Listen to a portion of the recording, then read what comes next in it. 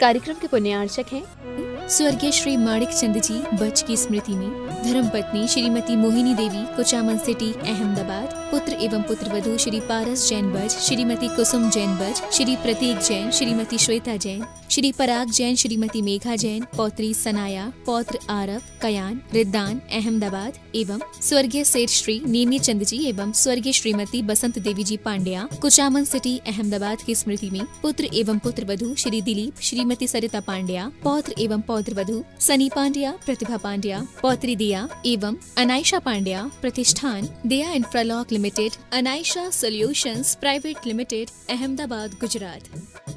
Doctor Satish Doshi, doctor Sunetra दोषी, श्री सत्यजीत दोषी, सौभाग्यवती सरिता दोषी, श्री मलय मेहता, सौभाग्यवती प्राजक्ता मेहता, श्री सुजय दोषी व सौभाग्यवती अबोली दोषी, कुमारी राशि मलय मेहता, राजकोट, चिरंजीव वंश सत्यजीत दोषी, कुमारी रेवा सुजय दोषी, चिरंजीव रेवांश सुजय दोषी, दोषी अल्ट्रासाउंड क्लिनिक, संग्राम नगर, अकलोज, जिला सोलापुर, महाराष्ट्र।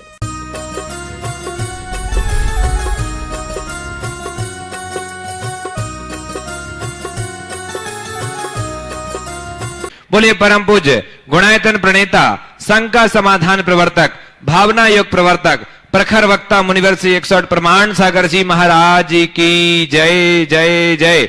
बोलिए परम पूज्य मुनिवर श्री 108 अरहत सागर जी महाराज की जय जय जय। सत्य और संस्कृति का सजा ये भव्य वितान, कदम मिलाकर बढ़ चले धर्म और विज्ञान।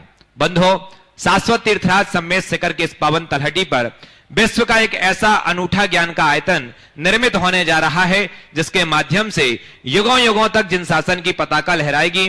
बंधो, मुनिवर श्री प्रमाण सागर जी महाराज की एक ऐसी अद्भुत परिकल्पना जिसके माध्यम से न जाने कितनी आने वाली पीढ़ियों का उद्धार होगा, जिनका भविष्य उज्जवल होगा, मार्ग प्रशस्त होगा और न जाने कितने प्राणियों के सम्यक्त्व का कारण बनेगा गुणायतन। यदि आज तक आप नहीं जुड़े हैं गुणायतन से तो बंधुओं, आज ही पारस चैनल, जिनवाणी चैनल और प्रमाणिक ऐप के माध्यम से और साथ ही जो लोग यहां उपस्थित हैं सभी से कहना चाहूंगा कि उन पर कॉल करें और जितने भी गुणायतन से जुड़ी ही निर्माणकारी योजनाएं हैं उनसे आप अवगत होते हुए अपने जीवन का सर्वश्रेष्ठ लगा करके साथ ही सह पुण्य का अर्जन करें।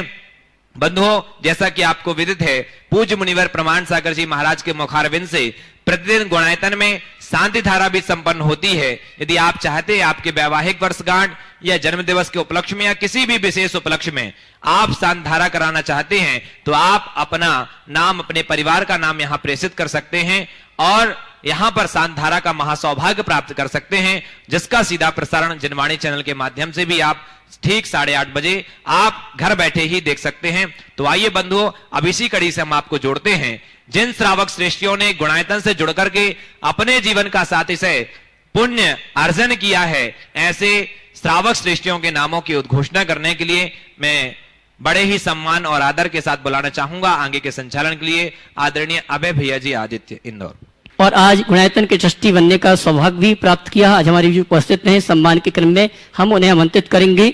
श्री विजय कुमार जैन, इंदिरा जी, श्वेता जी, शुभम जी, अनुभव जी, वैभव जी जैन सपरिवार, जतारा, टीकमगढ़, इन्होंने निर्माण के लिए 21,000 रुपए की राशि प्रदान की। बहुत बहुत धन्यवाद। श्री केवल पाटनी के 8 वर्ष पूर्ण होने के उपलक्ष्य में श्री नवीन कुमार जी पाटनी सपरिवार, कोलकाता, इन्होंने निर्माण के लिए 11,000 रुपए की राशि प्रदान की है। इसी क्रम में कल की मांगलिक क्रिया पुण्यार्जक बनने का सौभाग्य प्राप्त किया है राज जी, प्रियल जी, गुणांश जी, पहाड़िया, रंगिया, आसाम। गुणांश के प्रथम जन्मदिवस के उपलक्ष्य में गुणायतन ट्रस्टी इन्हें मांगलिक क्रिया करने का सौभाग्य प्राप्त होगा।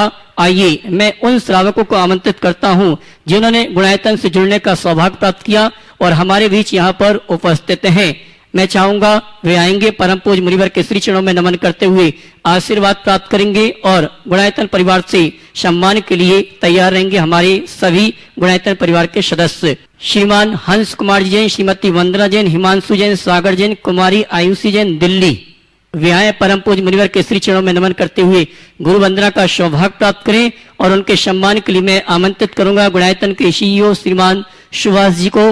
वे आएंगे हमारे सम्मानी गुणायतन ट्रस्टी श्री हंस कुमार जी, श्रीमती वंदना जैन, श्री हंस कुमार जी, श्रीमती वंदना जी, हिमांशु जी, सागर जी, कुमारी आयुषी जैन, दिल्ली। इनका सम्मान का कार्यक्रम कर रहे हैं। सुभाष जी जोरदार ताली बजाकर इनका सम्मान करें। इसी क्रम में मैं आमंत्रित करूंगा श्रीमती कमलेश जी डॉक्टर विकेश, इंजीनियर वीरेश पार्स जैन, स्वर्गीय विजय कुमार की स्मृति में इन्होंने गुणायतन से जुड़ने का सौभाग्य प्राप्त किया है। डीसीएम परिवार सागर वे आएंगे, परम पूज्य मुनिवर के श्री चरणों में नमन करते हुए गुरु वंदना का सौभाग्य प्राप्त करेंगे और उनके सम्मान में मैं आमंत्रित करूंगा गुणायतन ट्रस्टी सागर निवासी शकुन दीदी को, वे आए और बहन अंजू गुड़गांव उनको भी आमंत्रित करूंगा श्रीमती कमलेश जी का सम्मान करने के लिए। आप जोरदार ताली बजाकर उनका सम्मान करें। इसी क्रम में गुणायतन से जुड़ने वाले नए ट्रस्टी श्रीमती कमला देवी, श्री पदमचंद जी, शांति देवी, श्री महेंद्र जी, अंजना, प्रदीप, विनोद, संजय, मनोज धाकड़ा परिवार चेन्नई सीकर हमारे बीच उपस्थित हैं। वे आए परम पूज्य मुनिवर के श्री चरणों में नमन करते हुए गुरु वंदना का सौभाग्य प्राप्त करेंगे और उनके सम्मान के लिए मैं आमंत्रित करूंगा हमारे गुणायतन के उपाध्यक्ष श्रीमान अनिल जी सेठी हजारीबाग और इनके सम्मान के लिए मैं आमंत्रित करूंगा नरेंद्र मीना झांझरी कोडरमा। अगले सम्मान के लिए मैं आमंत्रित करूंगा स्वर्गीय हंस कुमार जी सरसावा परिवार के मुकेश जी, राकेश जी, सुकेश जी जैन सहारनपुर। वे आएंगे परम पूज्य मुनिवर के श्री चरणों में नमन करते हुए गुरु वंदना का सौभाग्य प्राप्त करेंगे और उनके सम्मान के लिए मैं सम्मान सहित आमंत्रित करूंगा सुनील राजीव रारा गुणायतन ट्रस्टी, स्वर्गीय हंस कुमार जी सरसावा उनके सुपुत्र यहाँ पर उपस्थित हैं मुकेश जी, राकेश जी, सुकेश जी जैन सहारनपुर। वे आएंगे परम पूज्य मुनिवर के श्री चरणों में नमन करते हुए गुरु वंदना का सौभाग्य प्राप्त करेंगे, जिन्हें आज गुणायतन से ट्रस्टी के रूप में जुड़ने का सौभाग्य प्राप्त हुआ है। जोरदार ताली बजाकर इनका सम्मान करें और इनके सम्मान के लिए सुनील जी, राजीव जी रारा गुणायतन ट्रस्टी वे आएंगे। हमारे सम्मानी श्रीमान मुकेश जी, राकेश जी सहारनपुर का सम्मान का कार्यक्रम संपन्न करेंगे। इसी क्रम में मैं आमंत्रित करूंगा मुजफ्फरनगर निवासी श्री पवन कुमार जी, आशीष, शुद्धात्म जी जैन। वे आएंगे परम पूज्य मुनिवर के श्री चरणों में नमन करते हुए गुरु वंदना का सौभाग्य प्राप्त करेंगे और उनके सम्मान के लिए पुनः एक बार आमंत्रित करूंगा श्रीमान सुभाष जी और अनिल जी सेठी हजारीबाग। आप ताली बजाकर इनके भावों की अनुमोदना करें। और आइए इसी क्रम में हमारे पवन कुमार जी, आशीष, शुद्धात्म जी मुजफ्फरनगर हमारे बीच उपस्थित हैं। उनके सम्मान के लिए ये बहुत पुराने गुणायतन से जुड़ा हुआ परिवार है, आज हमारे बीच उपस्थित हैं। इनका सम्मान सुभाष जी और अनिल जी सेठी हजारीबाग कर रहे हैं। इसी क्रम में सूत्रधार के रूप में जिन्होंने जुड़ने का सौभाग्य प्राप्त किया हमारे बीच उपस्थित हैं श्री विजय कुमार जी, श्रीमती निर्मला जी, वीना सागर। श्री विजय कुमार जी, श्रीमती निर्मला जी, वीना सागर हमारे बीच उपस्थित हैं। वे आए गुरुवर के श्री चरणों में नमन करते हुए गुरु वंदना का सौभाग्य प्राप्त करें और उनके सम्मान के लिए मैं पुनः एक बार आमंत्रित करूंगा नरेंद्र मीना झांझरी कोडरमा। आप जोरदार ताली बजाकर इनका सम्मान करें। और इसी क्रम में अगले सम्मान के लिए मैं आमंत्रित करूंगा श्री प्रसन्न शाह, श्रीमती रजनी शाह, आकृति, अभिषेक जैन, अमृता, अखिलेश जैन, अपूर्वा, निकलेश कुमारी, आरोह, आर्जव, अनिर्वा जैन, वीना। चलिए, हाँ जी, श्रीमान प्रसन्न शाह, श्रीमती रजनी शाह, वीना वे आए और हमारे गुणायतन परिवार का सम्मान स्वीकार करें और उनके सम्मान के लिए उन्हें एक बार आमंत्रित करूंगा सुभाष जी, अनिल जी सेठी हजारीबाग। गुणायतन से जुड़ने वाले एक नए ट्रस्टी हैं श्री प्रसन्न साय, श्रीमती रजनी साय, वीना। श्री अशोक कुमार जैन, रिटायर्ड जीएम, उत्तराखंड जय विद्युत निगम लिमिटेड, आशीष जैन, आयुष जैन, आर्यमन जैन, देहरादून। इन्होंने भी गुणायतन से जुड़ने का सौभाग्य प्राप्त किया है, ट्रस्टी के रूप में गुणायतन से जुड़ने का सौभाग्य प्राप्त किया है। आइए हम और आप प्रारंभ करते हैं संघ का समाधान का कार्यक्रम। उसके पूर्व जिनवाणी चैनल, पारस चैनल और प्रमाणिक के माध्यम से जिस कार्यक्रम को देख और सुन रहे हैं उन सभी की ओर से और पूरे भारतवर्ष से उपस्थित श्रावक श्राविकाओं की ओर से परम पूज्य मुनिवर के श्री चरणों में त्रिवार नमन करते हुए उनके आशीर्वाद से संघ का समाधान का कार्यक्रम प्रारंभ करेंगे। सभी हाथ जोड़ लें। हे मुनिवर नमोस्तु नमोस्तु नमोस्तु। आइए ऑनलाइन प्रश्नों के माध्यम से हम और आप संघ का समाधान के कार्यक्रम को प्रारंभ करेंगे। मुनिवर नम्रता अग्रवाल सिडनी से आपके श्री चरणों में, सिडनी ऑस्ट्रेलिया से आपके श्री चरणों में नमन करते हुए प्रश्न कर रही हैं, हे गुरुदेव, पूजन आदि अनुष्ठान करते समय किस रंग के वस्त्र धारण करना सर्वश्रेष्ठ होता है और क्या रंगों का भावों पर प्रभाव पड़ता है? कृपया मेरी शंका का समाधान कीजिए। देखिए, रंगों का हमारे मन पर बड़ा गहरा प्रभाव पड़ता है। रंग के साथ चिकित्सा का भी संबंध जुड़ा है, इस पर काफी रिसर्च हुए। पूजा पाठ भक्ति आदि की क्रियाओं में, हाँ, पूजा पाठ भक्ति आदि की क्रियाओं में हमें सात्विक रंगों का प्रयोग करना चाहिए। या तो सफेद वस्त्र हो या पीत वस्त्र हो, ये उत्तम माने जाते हैं। इसमें हमारे अंदर सात्विकता और विशुद्धि दोनों की वृद्धि होती है, संयम का भाव भी प्रकट होता है। इसलिए पूजा पाठ करते समय हमें अपने वस्त्रों की शुद्धि का ध्यान रखना चाहिए। जबलपुर से सोनिया जैन आपके श्री चरणों में नमन करते हुए प्रश्न कर रही हैं। मुनिवर कहते हैं कि सब्र रखकर निरंतर अपने कार्य में लीन रहो, सफलता अवश्य मिलेगी। पर ऐसा भी कहा जाता है कि एक ही रास्ते पर चलते रहना सही नहीं, कभी कभी सफलता न मिलने पर रास्ता बदलना भी जरूरी हो जाता है। तो महाराज जी, कब रास्ता बदलना और कब तक एक ही रास्ते पर चलना है, कैसे समझें? देखिए, सब्र रखने का ये मतलब नहीं है कि प्रयास कम कर देना या प्रयास मिटा देना। सब्र रखने का मतलब ये है कि परिणाम को लेकर बेचैन नहीं होना। हम प्रयास करें, परेशान ना हो। लोग प्रयास कम करते हैं, परेशान ज्यादा होते हैं, और जब परेशान होते हैं तो वे शब्द हो जाते। तो शब्द रखो, यानी तुम्हारे हाथ में जो है वो तुम करो, जितना बन सके उतना करो, और परिणाम अगर अनुकूल नहीं आ रहा है या समय पर नहीं आ रहा, धैर्य रखो। सदैव एक बात स्मरण में रखो, हमारे हाथ में केवल प्रयत्न है, परिणाम नहीं। मैं अच्छा करूं, ये मेरा पुरुषार्थ है, उसका अच्छा फल मिले, ये मेरा भाग्य है। मेरे भाग्य में क्या है मुझे नहीं पता, पर मुझे हर पल इसका पता होना चाहिए कि मुझे क्या करना है। तो शब्द के साथ आप आगे बढ़िए, जब तक अंतिम संभावना शेष न रहे तब तक प्रयत्न जारी रखिए। और ऐसा लगता है कि अब रास्ता बदलना होगा तो टूटिए मत, धैर्य के साथ रास्ता बदलिए। दिल्ली पर विजय पाने के लिए कितनी बार फतह किया उन्होंने, क्या नाम था, मोहम्मद गौरी, कितनी बार?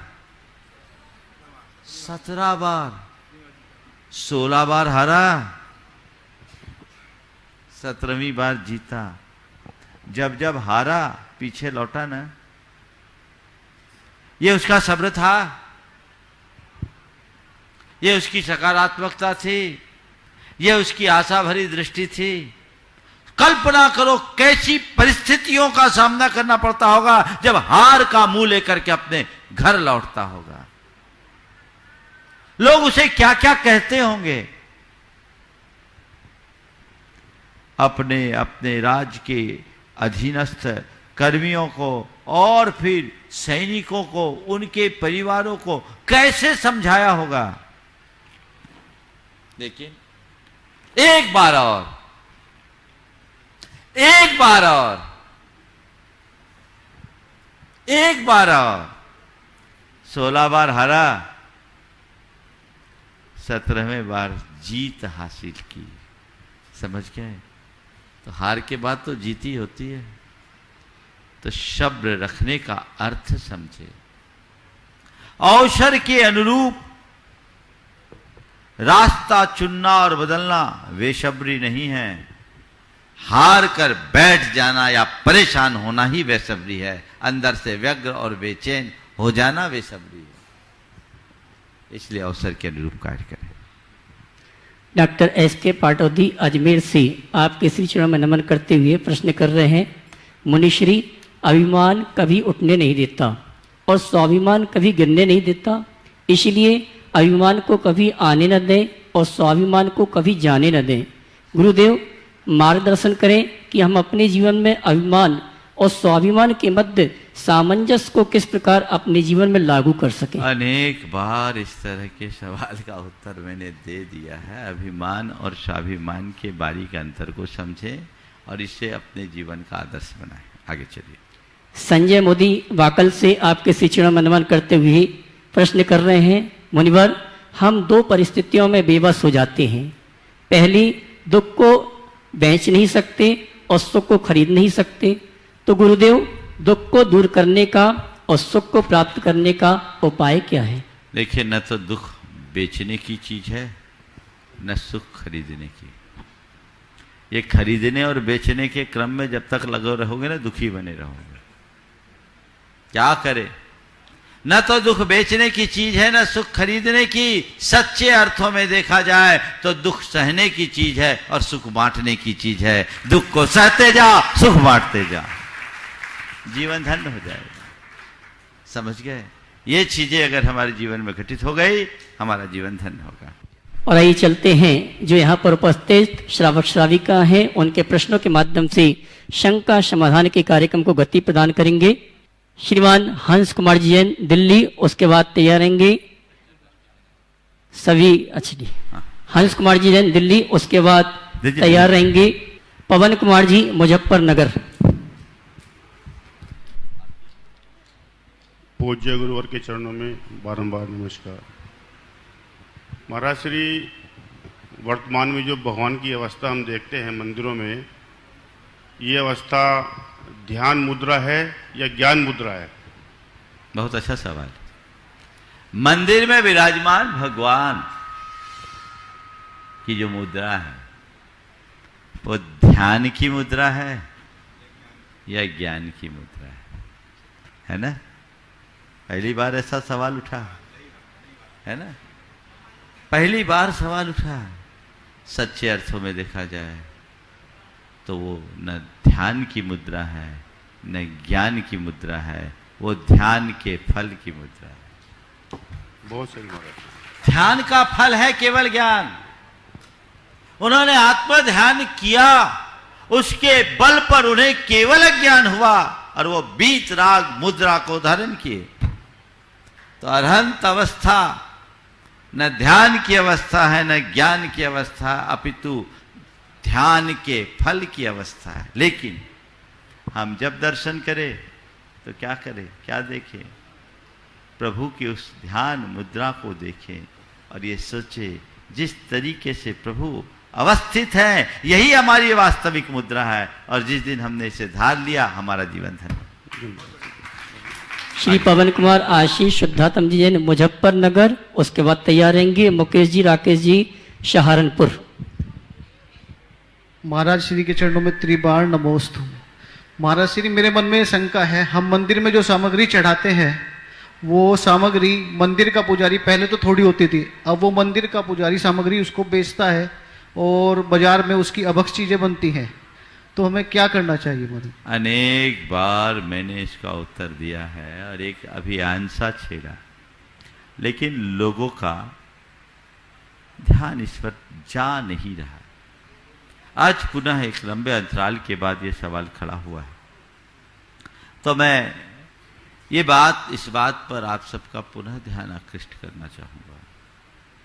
यही सवाल सबसे पहले एक दिल्ली के भाई ने, जब मैं उदयपुर में था तब उठाया, और उसने बड़ी पीड़ा से कहा, 2017 की बात, कि महाराज जी मंदिर में हम लोग भाव से पूजा करते हैं, द्रव्य सामग्री चढ़ाते हैं, और मैंने देखा लोग उसी के साथ बिरयानी खाते हैं। मैं हिल गया। मैंने कहा इसका सबसे बड़ा दोष तो उनको लगेगा जो मंदिर का प्रबंध देखते हैं, और कुछ अंशों में दोष उन्हें लगेगा जो मंदिर में पूजा करते हैं। आपने द्रव्य सामग्री मंदिर में चढ़ाई, उस द्रव्य सामग्री का अगर ऐसा उपभोग हो रहा है तो आप पाप के भागी हैं कि नहीं?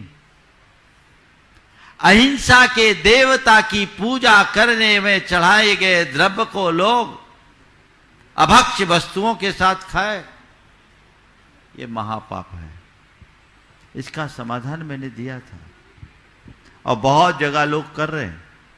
गुणायतन में भी वही होता है। कायदे से मंदिर के द्रव्य का स्वामी माली नहीं, व्यास नहीं, मंदिर के द्रव्य का उपभोग तो पशु पक्षी और दीन दुखी प्राणियों को करना चाहिए। आप एक इसका सॉल्यूशन है, मंदिर के माली को अच्छी तनख्वाह दीजिए और मंदिर की द्रव्य सामग्री को पशु पक्षियों को खिला दीजिए। उदयपुर में तो जो द्रव्य चढ़ाते हैं ना, उसे डालते हैं, सैकड़ों के तादाद में तोते आते हैं और आधा घंटे में चट कर जाते हैं। बादाम तक को फोड़ फोड़ के खाते हैं। महाराज कुछ ऐसी सामग्री जो नहीं खाते, ऐसी चीज चढ़ाओ मत। वही सामग्री चढ़ाओ जो पशु पक्षी खा सके। ये व्यवस्थाएं अगर आप लोग करें तो दोहरा पुण्य का लाभ होगा। गौशालाओं में भी इनका प्रयोग किया जा सकता है, दीन दुखी प्राणियों के लिए इसका प्रयोग किया जा सकता है। लौंग तक का काढ़ा बना करके गायों को पिलाया जाता है। तो ये चीजें की जा सकती है। ये बहुत दोषप्रद है। जितने लोग देश भर में अपने अपने मंदिरों के प्रबंध से जुड़े हैं वो ऐसा करें। और यदि मंदिर के प्रबंधक ऐसा करने में प्रमाद करते हैं तो मैं आपको सलाह देता हूं, आप अपने घर की द्रव्य सामग्री अगर लेकर मंदिर जाते हैं, आप पूजा कीजिए और विसर्जन के बाद अपनी द्रव्य सामग्री लाइए, रास्ते में किसी गाय को खिला दीजिए, किसी बकरी को खिला दीजिए, किसी और प्राणी को खिला करके अपने आप को निहाल हो जाइए। महाराज फिर माली को दुख नहीं होगा। माली को 100 रुपया महीना अलग से दे दो, उसका भी पेट भरेगा। भैया जी बोल रहे बादाम, बादाम की जगह बादाम की मिगी खिला दो। हालांकि जिन गांव शहरों में तोते आते हैं वो तो बादाम फोड़ फोड़ के ऐसे खाते कि देखते रह जाते। मैंने उदयपुर में देखा, भिंडर में देखा, गजब। ये व्यवस्था बननी चाहिए। विडंबना है कि लोग इस पर ध्यान नहीं दे पा रहे। हमारे मंदिरों के प्रबंध से जुड़े हुए लोगों का प्रमाद है ये। और इतना ही नहीं, कई बार तो ऐसा भी हो रहा कि वही द्रव्य सामग्री आपके पेट में भी आ रही है। बाजार में जितने खोमचे वाले होते हैं जो इडली डोसा आदि बनाते हैं ना, उसमें यही कंज्यूम होता है। एक दो जगह लोगों ने क्या किया, इनकी पूरी खिचड़ी या खीर आदि बनाकर गरीबों को खिलाना शुरू कर दिया। ये एक अच्छा कार्य, शुद्धता के साथ करें, अभक्ष न हो और बर्बाद भी ना हो। ये ध्यान आप लोगों को देना चाहिए। और माली को पर्याप्त तनख्वाह देनी चाहिए। उसका, वो प्रभु का सेवक है, उसका पेट भरना चाहिए। और ये बातें आप सबको सुनिश्चित करना चाहिए। यदि आप इसे नजरअंदाज कर रहे हैं तो मुझे तो ऐसा लगता है भगवान की पूजा के पुण्य से ज्यादा कहीं पाप बंध के भागी भी बन रहे हैं। ये आपको देखना है। इसलिए हर व्यक्ति को इस विषय में सोचना चाहिए। सभी मंदिर कमेटियों से जुड़े हुए लोग जो इस कार्यक्रम को देख और सुन रहे हैं, तत्परता से विचार करना चाहिए और इसका सर्वमान हल निकालना चाहिए। एक दो जगह लोगों ने बोला कि इससे मंदिर का बजट बढ़ जाएगा, तो वहां जितने लोग मंदिर में पूजा कर रहे थे, माली का 18,000 रुपया महीना पगार ठीक तय हुआ और वहां पूजा करने वालों ने कहा हम 500-500 रुपया महीना दे देंगे, 18,000 रुपया माली को देंगे। ना मंदिर को नुकसान ना किसी और को नुकसान। माली भी खुश, वो भी खुश। मैं तो आपसे कहता हूं अन्य स्थानों में दान न दे पाओ मत दो, लेकिन इस व्यवस्था को पहले सुव्यवस्थित करो, तभी आप कुछ अच्छा कर सकें। नमोस्तु। गुणायतन ट्रस्टी स्वर्गीय हंस कुमार जी ससावा, उनके सुपुत्र मुकेश जी, राकेश जी, सुकेश जी जैन सहारनपुर। उसके बाद तैयार रहेंगे गुणायतन ट्रस्टी श्रीमती कमला देवी, श्री पदमचंद जी, विनोद जी, संजय, मनोज जी, धाकड़ा परिवार, चेन्नई। नमोस्तु महाराज जी, नमोस्तु। मैं शुद्धात्म जैन मुजफ्फरनगर, मेरे परिवार की ओर से नमोस्तु। महाराज श्री, जैसे कि लॉकडाउन अब चल रहा है तो बच्चों की छुट्टी चल रही है, मंदिरों में पाठशालाएं अब चलती नहीं है, तो हम बच्चों को जैन धर्म के संस्कार कैसे दें? ये बच्चे प्रामाणिक पाठशाला से जुड़ जाओ। ऑनलाइन पाठशाला चल रही है, अभी आप देख रहे हैं। अभी उसका कल परसों से उसका क्रैश कोर्स का 3rd सेशन चालू हो रहा है। हाँ, 7 तारीख से चल रहा है। आप जुड़ जाइए सारा काम होगा। हजारों बच्चे जुड़ रहे हैं और बड़े टेक्निकल तरीके से।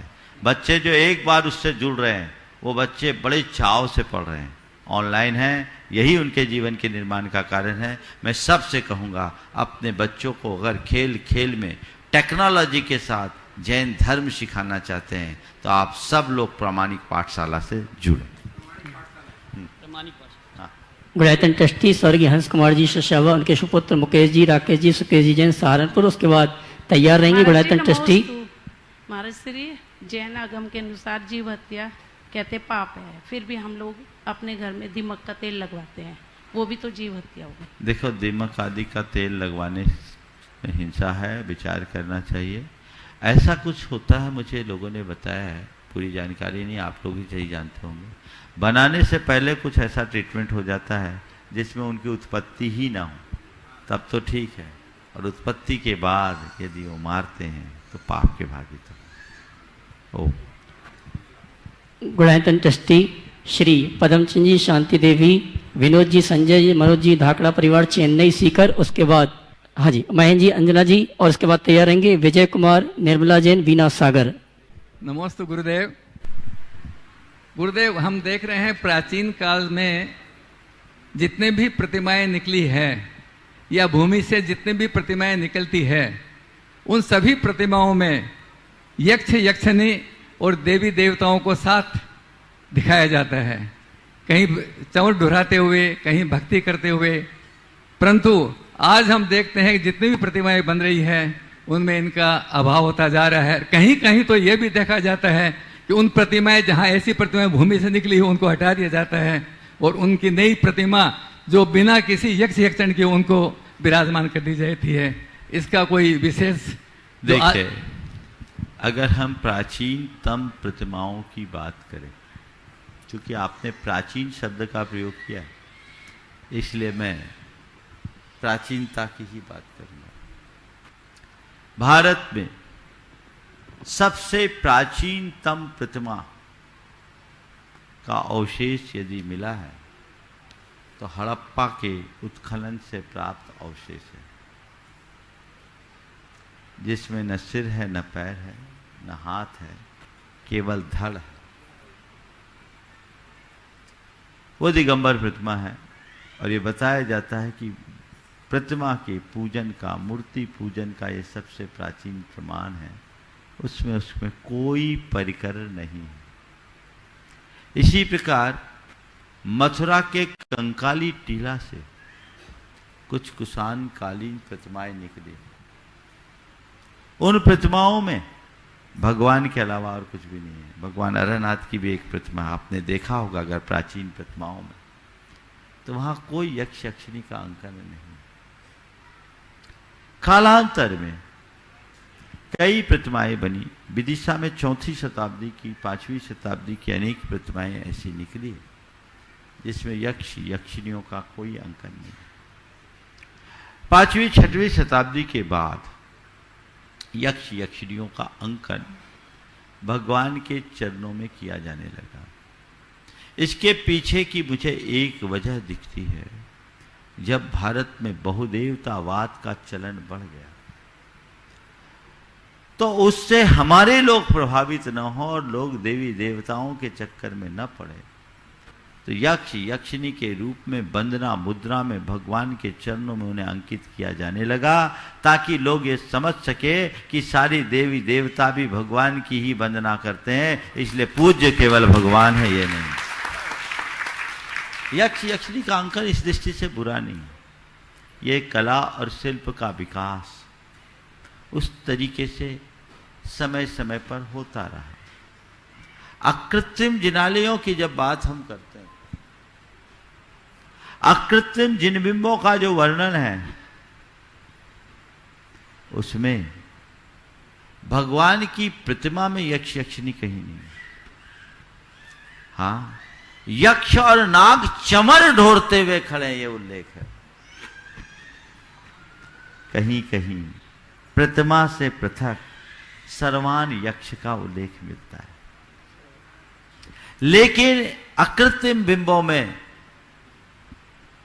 अगर हम राजवार्तिक आदि को देखते हैं तो वहां कहीं यक्ष यक्षिणी नहीं।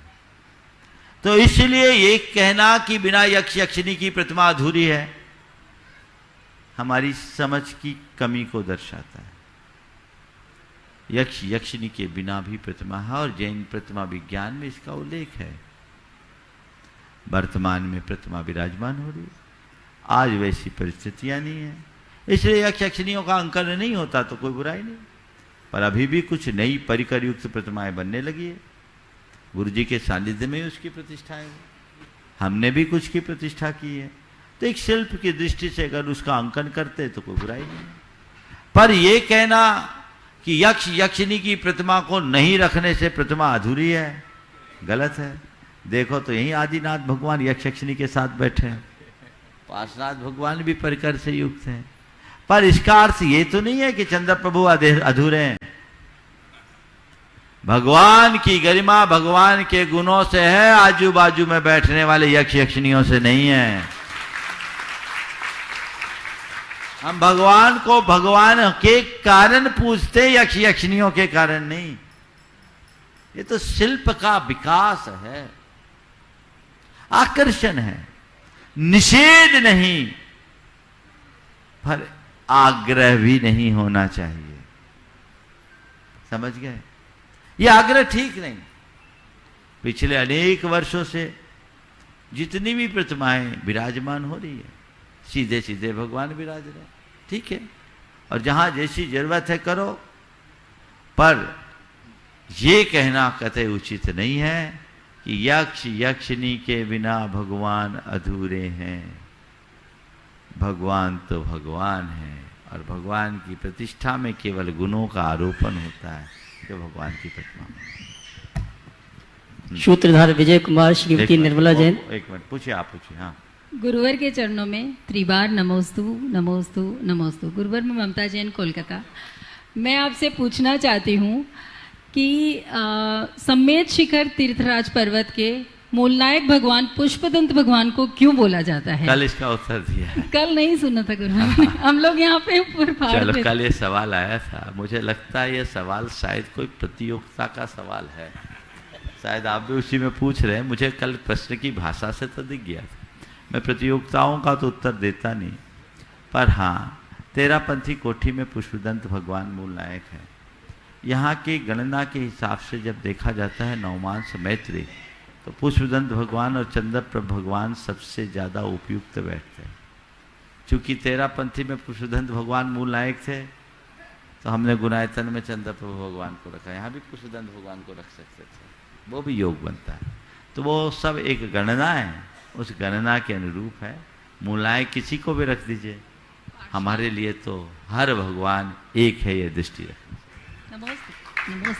सूत्रधार श्री विजय कुमार, श्रीमती निर्मला जैन, वीणा सागर। उसके बाद तैयार रहेंगे निर्माण शार्थी श्री प्रसन्न शाह, श्रीमती रजनी शाह, वीणा। हे गुरुवर नमोस्तु नमोस्तु नमोस्तु। हे गुरुवर, मेरा मंदिर का नियम है, और यदि 24 घंटे का गाड़ी का सफर रहता है तो उसमें फिर खाने पीने के लिए बिना मंदिर के कैसे क्या किया जाए? उपवास कर लो। इससे अच्छी बात क्या है? नियम है तो देखो, एक तरफ तो नियम है और एक तरफ अपनी सुविधा, दो रास्ते। या तो घर से आप अपनी यात्रा इस तरीके से करें कि आपका भोजन भी हो जाए, नियम भी फल जाए। कैसे करें? ब्रेक जर्नी करो। हमारे पास शांतिलाल जी बाबा जी थे, सुनो, 76-77 वर्ष की अवस्था में सन 2010 में उन्होंने दक्षिण भारत की 1500 किलोमीटर 15,000 किलोमीटर की यात्रा की। दाखला जी को पता हो। और 15,000 किलोमीटर की यात्रा की, पर उन्होंने बताया प्रतिदिन पूजन किया और प्रतिदिन भोजन किया। उनने अपना शेड्यूल ऐसा बनाया, रात भर चलते थे, दिन में भजन भक्ति करते थे। भोजन करके चलना और भोजन के पहले भगवान के चरणों में पहुंच जाना। तो कहीं यात्रा करो, आजकल तो सारी सुविधा है। हाँ, रात में मन ट्रेन से, 4 व्हीलर से नहीं।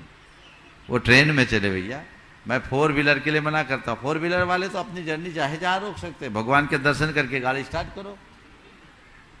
तो ये सुविधाएं होती, नियम को ध्यान रखो। एक वाक्य बोलता हूं, स्वयं को नियमों के अनुरूप ढालो, नियमों को अपने अनुरूप मत ढालो। दोहरा दूं, स्वयं को नियमों के अनुरूप ढालो, नियमों को अपने अनुरूप मत ढालो। समझ गए? चलिए आगे। निर्माण शांति और हाँ हाँ, अपने भावों को कैसे संभालें? भावना योग करिए। चलिए। निर्माण शांति प्रसन्न शाह, रजनी शाह, वीना, उसके बाद तैयार रहेंगे अक्षत जैन मेरठ। गुरुवर के चरणों में मेरे और मेरे परिवार की ओर से त्रैबार नमोस्तु। गुरुवर, हमारे शास्त्रों में आवास दान का बहुत महत्व बताया है और हमारा श्रेष्ठी वर्ग सभी तीर्थ क्षेत्रों पे आवास के लिए धर्मशालाएं भी बनाते हैं, परंतु हम जैसे मध्यम वर्गीय लोग उन धर्मशालाओं को इतना गंदा करके छोड़ जाते हैं। अगर किसी को कुछ कहते हैं तो उनका लॉजिक ये होता है कि धर्मशाला में सहयोगी होते हैं, परंतु सहयोगी होते हैं सफाई के लिए, पर हमें ऐसा छोड़ने में कुछ पाप बंद होता होगा क्या? देखिए, बहुत अच्छी बात आपने की और इस तरह का विचार लोगों को करना चाहिए। आप किसी भी धर्मशाला में जाएं, धर्म क्षेत्र में जाएं, तो आपको चाहिए कि वहाँ की पवित्रता को बनाए रखने के लिए आप अपेक्षित सहयोग दें। कुछ लोग तो यहाँ लोग अनुभव बताते हैं, अपने जूते बेडशीट से साफ करके जाते हैं। क्या मानसिकता लेकर आप आए धर्म क्षेत्र में? हैं? ये होटल थोड़ी है। आपने मान लीजिए पे किया, यहाँ तो एक पैसा चार्ज भी नहीं लगता। गुणायतन में सारी व्यवस्थाएं निःशुल्क रहती, लेकिन उसके बाद भी मुझे लोगों ने बताया, नल है तो नल तोड़ के जा रहे हैं, स्विच बोर्ड है तो स्विच बोर्ड को छेड़ के जा रहे हैं, पर्दे को गंदे कर रहे हैं। ये एक प्रकार की उद्दंडता है। एक शब्द संस्कारित और समझदार व्यक्ति की ये पहचान नहीं है, उन्हें इसका ध्यान रखना। अक्षत जैन मेरठ, उसके बाद तैयार रहेंगे समय जी जैन कहाते, स्टूडेंट मुंबई। गुरुदेव के चरणों में विनय पूर्वक बारंबार नमोस्तु नमोस्तु नमोस्तु। गुरुदेव, एक छोटा सा प्रश्न है। हम अपने जीवन में, व्यवहारिक जीवन में, जगत में रहते हुए अपने आप को शुभ उपयोग में कैसे कैसे बनाए रखें और उसे लगाने का अपना प्रयास रखें? देखिए, अपने दैनिक जीवन में शुभ उपयोग बनाए रखने की बात आपने की है। इसका बड़ा सरल सा उपाय, जितना बने अशुभ आलंबनों से बचो और शुभ आलंबनों को बनाए रखो, अपने आप उपयोग ठीक बना रहे। चलिए। नमोस्तु गुरुवार। श्री समय जी कहाते, स्टूडेंट मुंबई, उसके बाद तैयार रहेंगी श्रीमती संतोष देवी, सूरत, गुजरात। नमोस्तु गुरुदेव। आजकल बहुत सारे जैन लोग सोशल मीडिया पे अपनी स्टोरीज या स्टेटस पे जैन फोटोज, जैन धर्म से रिलेटेड तस्वीरें या वीडियो शेयर करते हैं, जो कि उनकी पूरी फ्रेंड लिस्ट को दिखती है और सबकी फ्रेंड लिस्ट में अजैन लोग होते ही है। तो अगर ऐसे किसी अजैन व्यक्ति ने किसी गलत जगह या कुछ गलत कार्य करते हुए वो फोटोज या वीडियोस देखता है तो मीन्स उसका अपमान हो रहा है। लाइक आजकल लोग टॉयलेट में भी फोन इस्तेमाल कर रहे हैं, तो अगर जिसने शेयर किया है वो कंटेंट, तो उसे उसका पाप लगता है, और अगर उसे ये पाप लगता है तो इसके बारे में सभी को मार्गदर्शन कीजिए। देखिए, बहुत ही अच्छी बात की। सोशल मीडिया का आजकल जो प्रयोग हो रहा है उसमें अनजाने में लोग पाप कर रहे हैं। सामने वाले का उद्देश्य तो यही है कि लोग अधिक से अधिक चीज़ें जानें, लेकिन उन्हें इतना भी विवेक रखना चाहिए कि इसका कहीं दुरुपयोग ना हो। अगर दुरुपयोग हो रहा है तो ये असाधना है, और असाधना बहुत बड़ा पाप है। लोगों को इससे बचना चाहिए, इसलिए इनका सीमित प्रयोग करने की कोशिश करनी चाहिए। नमोस्तु गुरुदेव। प्रमोद जैन कहाते, कारंजा लाड़। महाराज जी, पिता तो अपने गम पूरे दबा के रखता है, और माता और पिता में माता को ज्यादा महत्व देते हैं। कोई कवि भी देता है माता के बारे में, उनका सब कुछ कहते हैं कि माता श्रेष्ठ है, मगर पिता के बारे में कुछ यानी माता को ही ज्यादा महत्व क्यों देते हैं, पिता के बारे में क्यों? आपको खेती का अनुभव है? हाँ, खेती है। जब कभी खेत में बीज बोते हैं, फसल आती है, तो आप क्या कहते हैं? धरती बड़ी उपजाऊ है ना? हाँ। फसल अच्छी आई ये बाद में, क्या कहते हैं? धरती बड़ी उपजाऊ है। धरती के गीत गाए जाते हैं। हाँ। लेकिन फसल किसकी मानी जाती है? जो बीज बोया है। फसल किसकी? गेहूं की फसल गेहूं की कहलाएगी, जौ की फसल जौ की कहलाएगी, धान की फसल धान की कहलाएगी, है ना? तो बीज है, फसल बीज की कहलाती है और महिमा धरती की गाई जाती है। ध्यान रखना, पिता बीज है और माँ धरती है। नमस्ते। पिता बीज है, माँ धरती है। बीज से फसल की पहचान है। कितना ही हो, बाप से ही बेटे की पहचान होती है। ये बल्दियत, ये अधिकार बीज के कारण मिला, लेकिन उस बीज को पनपाने का श्रेय धरती को है। बिना मां के संतान जन्म नहीं ले सकती, इसलिए मां को गौरव मिलना ही चाहिए। वो उसकी अधिकार नहीं है, इसमें कोई संशय नहीं। इसलिए बिल्कुल घबराइए नहीं। बीज को सुरक्षित रखने में माँ की बड़ी भूमिका है, धरती की भूमिका है। इसलिए धरती माता को प्रणाम कीजिए। नमस्ते नमस्ते नमस्ते। श्रीमती संतोष देवी, सूरत, गुजरात। उसके बाद तैयार रहेंगे आज के मांगलिक क्रिया प्रयोजक श्रीमान ज्ञानचंद जी, लीला देवी, काशलीवाल, इम्फाल। ओम, जल्दी से दूसरा नाम बोलिए। श्रीमान ज्ञानचंद जी, लीला देवी, काशलीवाल, इम्फाल, आज के मांगलिक क्रिया प्रयोजक परिवार। उसके बाद तैयार रहेंगी श्रीमती लता जी गंगवाल, गुणायतन मंत्री। ओम, जल्दी से। हाँ। नमोस्तु गुरुदेव, नमोस्तु। समस्त इम्फाल दिगंबर जैन समाज की तरफ से भी नमोस्तु। मेरा क्वेश्चन ये है कि मन और बुद्धि और उसको क्रमबद्ध पर्याय से कैसे रखा जाए? और मन, बुद्धि और भाग्य। मन, बुद्धि और भाग्य, हाँ, इसको क्रमबद्ध पर्याय से दीजिए तथा आध्यात्मिकता में इसमें सर्वश्रेष्ठ कौन हो?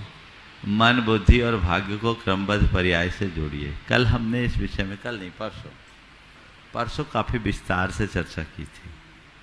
अभी ज्यादा विस्तार से तो नहीं करूंगा, लेकिन आपने पूछा है तो इसका बड़ा सीधा सा उत्तर मैं देना चाहूंगा। मन हमारे भीतर का संकल्प विकल्प है, बुद्धि उसे साधने का साधन है।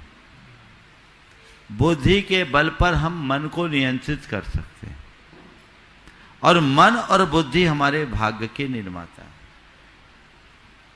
मन से जो विचार और भाव होते हैं वैसे कर्म बंधते हैं, और जैसे कर्म बंधते हैं वैसा हमारा भाग्य रचता है। लेकिन उसके साथ बुद्धि का जो पुट है उसमें बहुत बड़ी शक्ति। बुद्धि भाग्य को बनाती भी है तो बुद्धि भाग्य को बदलने की भी सामर्थ्य रखती है। यदि मनुष्य की बुद्धि अच्छी हो तो कर्म की जड़ को उखाड़ने में समर्थ हो सकता है। तो मन बांधता है तो प्रज्ञा, बुद्धि, ज्ञान उसे काटता है। समझ गए? तो तीनों को इस संदर्भ में देखने की कोशिश कीजिए। श्रीमती लता जी गंगवाल, गया, गुणायतन मंत्री। उसके बाद तैयार रहेंगे ब्रह्मचारी तरुण भैया, इंदौर। नमोस्तु महाराज जी। महाराज जी, लौकिक व्यवहार हो या त्यागी वृत्तियों का व्यवहार हो, किसी भी व्यवहार को या संबंध को टिकाने के लिए लेट गो नेचर को अपने जीवन में कैसे स्वीकार करें? बहुत सुंदर। लेट गो को अपने जीवन में कैसे स्वीकार करें? देखो, बहुत अच्छा सवाल। मैं आपसे पूछता हूं, सड़क चलते हुए कई बार किसी पागल का से भी पाला पड़ा होगा, पड़ा है कि नहीं? है ना? प्रायः पड़ता है। और पागल क्या हमें सलाम करता है, क्या करता है? गालियां भी देता है।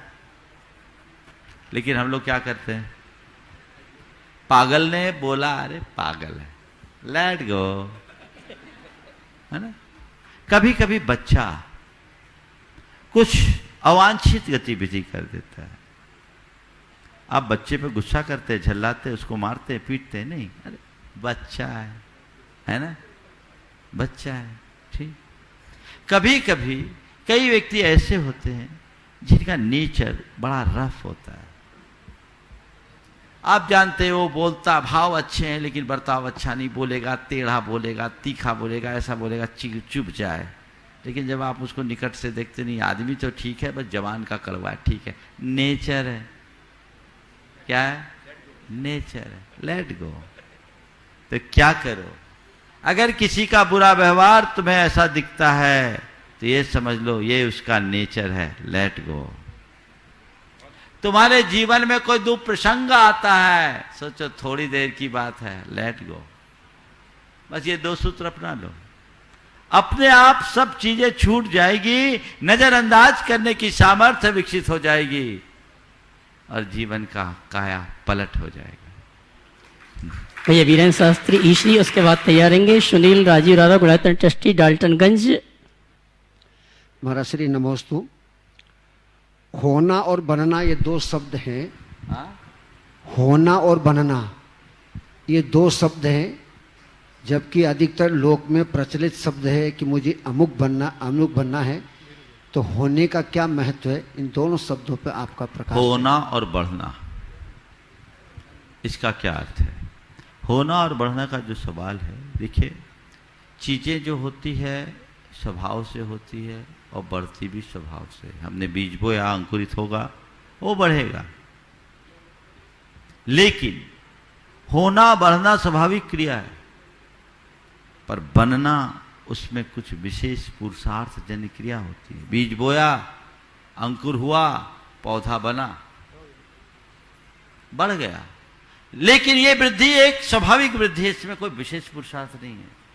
लेकिन हमने उस पौधे को काट कर एक कलम बनाया, उसे बोया, नया पेड़ उगाया, मनोवांछित फल पाया, यह है बनना।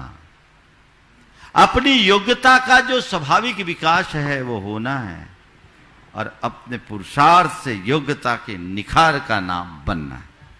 डाल्टनगंज, उसके बाद तैयार रहेंगे संजय जैन, सोनिया जैन, प्रियंका जैन, मेरठ। गुरु जी के चरणों में पूरे परिवार की तरफ से नमोस्तु नमोस्तु नमोस्तु गुरुदेव। गुरुवर कहते हैं जिसने अपने जीवन में धर्म को थाम लिया वह थकेगा नहीं, रुकेगा नहीं, भटकेगा नहीं। तो गुरुवर हम सब अपने जीवन में धर्म को कैसे अंगीकार करें कि हमारा जीवन बिना किसी रुकावट के अनवरत चलता रहे? इस लाइन को आत्मसात कर लो। चलो आगे। हाँ जी, संजय जी, सोनिया जी, तो सब कुछ है। गुरु जी थोड़ा सा डिटेल में इसको आगे आसार में चलो। महाराज जी के चरणों में एक साथ आ जाओ। हाँ चलो। महाराज श्री के चरणों में बारंबार नमोस्तु नमोस्तु नमोस्तु।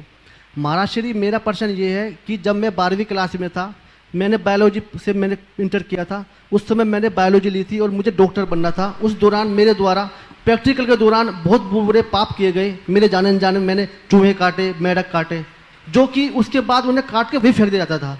मैंने कुछ नहीं करा, ना मैं डॉक्टर बना, ना मैं इंजीनियर बना, और आज मैं तहसील में जॉब करता हूँ। महाराज श्री, वो जो मेरे द्वारा पाप हुआ है, मेरे द्वारा अनजाने में, उसका मैं प्रायश्चित कैसे करूं? हो सकता है ये पाप किसी अन्य में क्या होगा मेरे अलावा? ये आपका ही नहीं, आप जैसे बहुतों का है। उन सबको गुरुओं के समक्ष जाकर प्रायश्चित लेना चाहिए। इस मंच से उसका विषय नहीं, लेकिन ये आपके अंदर ग्लानि है, बहुत अच्छी बात है, औरों में भी होने चाहिए और इसका प्रायश्चित लेना चाहिए। आगे। सोनिया जी, प्रियंका जी दोनों मिलकर एक प्रश्न पूछेंगे, उसके बाद तैयार रहेंगे अर्चित जैन, मंडी वामोरा। गुरुदेव के चरणों में 3 बार नमस्तु नमस्तु नमस्तु।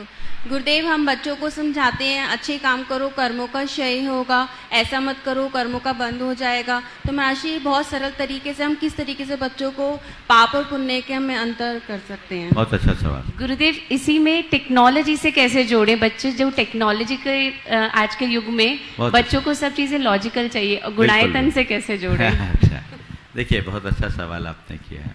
सबसे पहली बात, बच्चों को हम कैसे पाप और पुण्य के महत्व को बताएं।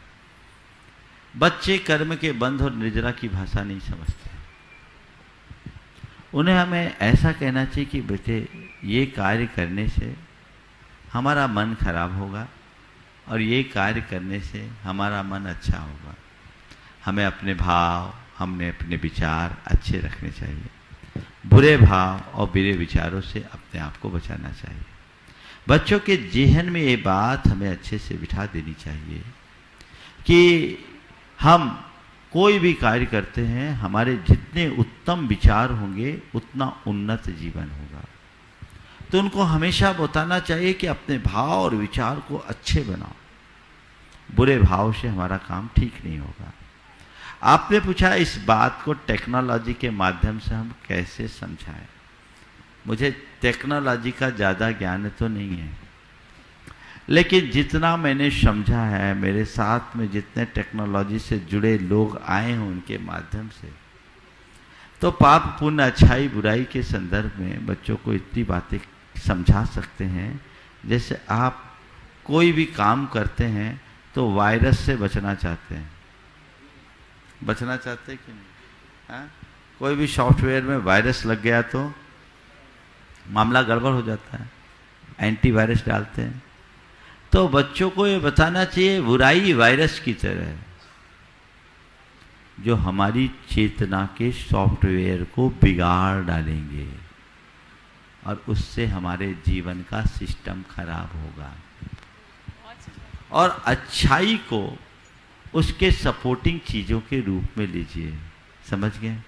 एंटीवायरस, इससे हमें अपने आप को प्रोटेक्शन देने में अनुकूलता होगी, हम अपने आप को प्रोटेक्ट कर पाएंगे। इस तरीके की बातें अगर हम बच्चों को बता सके तो वो अपने जीवन को ज़्यादा अच्छा बना सकेंगे।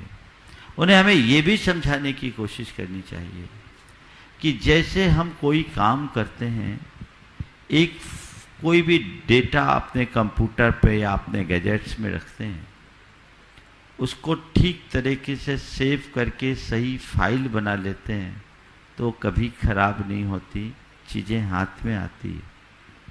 और यदि हमने उसे ठीक तरीके से संभाला नहीं, सेव नहीं किया, तो कभी कभी खोजने में ही पूरा दिन निकल जाता है और कभी कभी थोड़ी सी चूक के कारण, कोई गलत साइट से जुड़ जाने के कारण पूरा सब कुछ खराब हो जाता है। और कभी एक गलत कमांड दे देते हैं। अभी कुछ दिन पहले यहाँ के एक सहयोगी ने बताया कि सारा मैटर ही उड़ गया विधान के बीच में, पूरे कंप्यूटर का। बोले क्या हुआ? कोई ने कोई गलत कमांड डाल दी। तो बच्चों को ये समझाओ कि जैसे हम गलत कमांड डालते हैं तो हमारा डाटा उड़ता है, वैसे ही गलत आचरण करते हैं तो हमारा पुण्य भी उड़ जाता है, सारा डाटा चला जाएगा, पुण्य का डाटा चला जाएगा। ये चीजें हैं अंदर जुड़ी हुई है। अपने पुण्य को, अपने पुरुषार्थ को जगा करके सुरक्षित रखो। इस तरीके की बातें कर सकते हैं। आपने पूछा है गुणायतन से कैसे जुड़े, तो गुणायतन का तो खुला आह्वान है सबको जुड़ना चाहिए। ये हर व्यक्ति के जीवन के गुणात्मक परिवर्तन का आधार है। बच्चे को इससे जुड़ने का प्रयास करना चाहिए। हर व्यक्ति को जिसकी जो श्रद्धा हो, जो शक्ति हो, जो भावना और सामर्थ्य हो, उसके अनुरूप कार्य करना चाहिए। बस मैं इतना ही कहूँगा, एक ऐसा कार्य है जो युगांतकारी प्रभावना करेगा और अनेक जीवों के भवोद्धार में निमित्त बनेगा। इसलिए इसे ध्यान में रखते हुए अपने जीवन का पथ प्रशस्त करने की कोशिश करनी चाहिए। समय हो गया है, इसलिए अधिक विस्तार न देकर मैं यहीं पर विराम लूँगा। बोलिए परम पूज आचार्य गुरुवर श्री विद्यासागर जी महाराज। बोले परम पूज मुनि श्री 160 प्रमाण सागर जी महाराज की।